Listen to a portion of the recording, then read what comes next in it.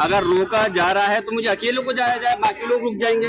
मुझे अकेले भेजने में क्या समस्या है। लेकिन अगर किसी वजह से हमको कानून का हवाला देकर के अगर रोका जाता है तो ये हमारा इंशाल्लाह वादा है कि हम जल्द से जल्द जैसे भी हमें वो होगा, हम बरेली के लोगों के हालचाल जानने के लिए, उन लोगों से मिलने के लिए जरूर जाएंगे। आई लव मोहम्मद पोस्टर विवाद के बाद लेकर आज समाजवादी पार्टी का प्रतिनिधिमंडल बरेली जाने की तैयारी में है, लेकिन कोई विवाद ना हो उसकी वजह से यूपी पुलिस उन्हें रोक रही है। ऐसे में संभल में सपा सांसद जिया उर रहमान बर्क के आवास के बाहर भारी सुरक्षा तैनात की है और उन्हें रोक जा रहा है। लेकिन जिया उर रहमान बर्क ने भी ठान लिया है कि बरेली जाकर रहना है। उन्होंने क्या कुछ कहा, सुनिए।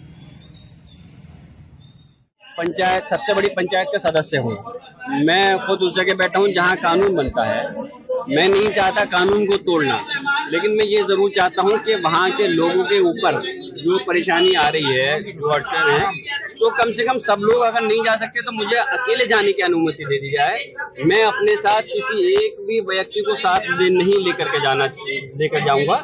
मैं आप लोगों के साथ ही चल दूंगा अगर मुझे अनुमति मिल जाए। मैं तो ये कह रहा हूँ कि अगर 163 की धारा का सेक्शन का हवाला दिया जा रहा है, इसलिए रोका जा रहा है, तो मैं कह रहा हूँ कि मैं वहां पर अकेले जाने के लिए तैयार हूँ। जाहिर सी बात है, बाहरी लोगों पर आने के लिए पाबंदी लगा दी गई है, तो वहां पर मैं कोई आम व्यक्ति नहीं, मैं एक संवैधानिक संसद का सदस्य हूँ। उस नाते वहां के लोगों का हाल जानना चाहता हूँ, इसलिए इस प्रकार से रोकना गलत है। अगर रोका जा रहा है तो मुझे अकेले को जाया जाए, बाकी लोग रुक जाएंगे। मुझे अकेले भेजने में क्या समस्या है। लेकिन पुलिस ने अभी आपसे क्या कुछ कहा है? बस वही धारा 163 BNS का हवाला देकर के वहाँ लगी हुई है, और इस प्रकार के जिलाधिकारी बरेली का आदेश है कि वहाँ जो डेलीगेशन जाना था उनके सभी सदस्यों को रोकने के लिए पाबंदियां लगा दी गई हैं। लेकिन मैं इसकी मजम्मत करता हूँ और मैं कड़े शब्दों में निंदा करता हूँ। मैं कहता हूँ, मैं डेलीगेशन के और सदस्य मेरे साथ इस समय कोई नहीं है। मैं डेलीगेशन के, उसका माननीय राष्ट्रीय अध्यक्ष अखिलेश यादव जी ने जो डेलीगेशन बनाया है, मैं उसका सदस्य हूँ। और मैं इस चीज के लिए पुलिस प्रशासन से कह रहा हूँ और सरकार से कि मुझे अकेले जाने की अनुमति दी जाए। मैं अकेला जाने के लिए तैयार हूँ। सांसद जी, आप जाएंगे नहीं जाएंगे? पुलिस भाई मैं तो, हमारा मकसद तो हर सूरत हाल में जाने का है। भाई रोकने के लिए लगा दिया सरकार ने, वो चीज गलत है। हम तो कह रहे हैं कि अगर सरकार को कुछ ऐसा लगता है कि हम वहाँ कुछ गलत काम करेंगे, कुछ गलत बोलेंगे, अगर हमारे सांसद विधायकों पे भरोसा नहीं है सरकार को, तो सरकार अपना तंत्र को हमारे साथ छोड़ दे। अपने LIU, पुलिस प्रशासन, सब लोग हमारे साथ रहें, हम उनके साथ जाने के लिए भी तैयार। कहा जा रहा है कि आप जाएंगे तो माहौल खराब होगा। तो कहने से और होने में तो बहुत कुछ फर्क होता है ना।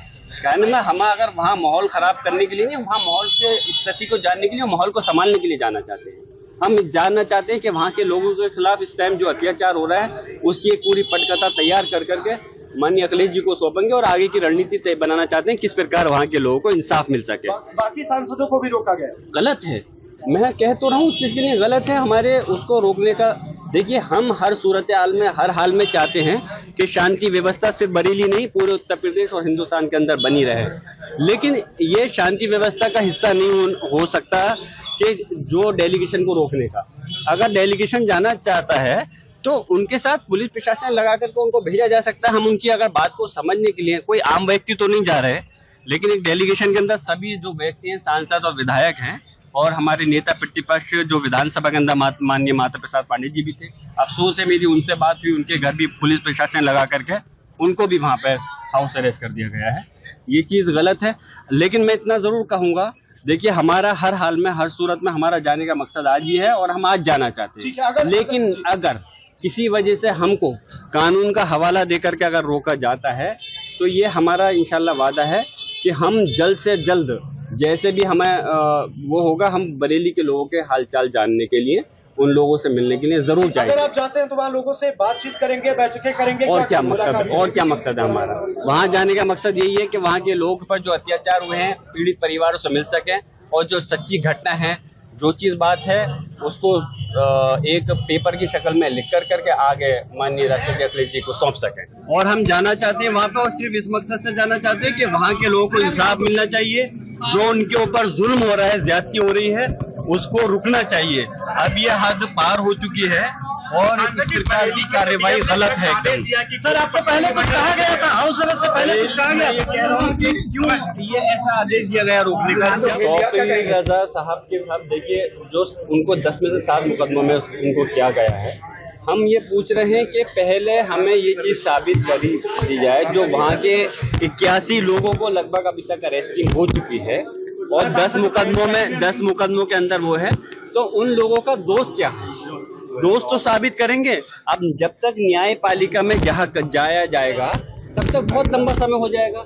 जब तक हम मैं बता रहा हूँ, न्यायपालिका में हम अगर अपनी बात को ये जाकर साबित करेंगे कि हमारे लोग दोषी नहीं हैं, तो इतने लंबे समय तक वो लोग बेचारे बेगुनाह जेलों में क्यों रहे?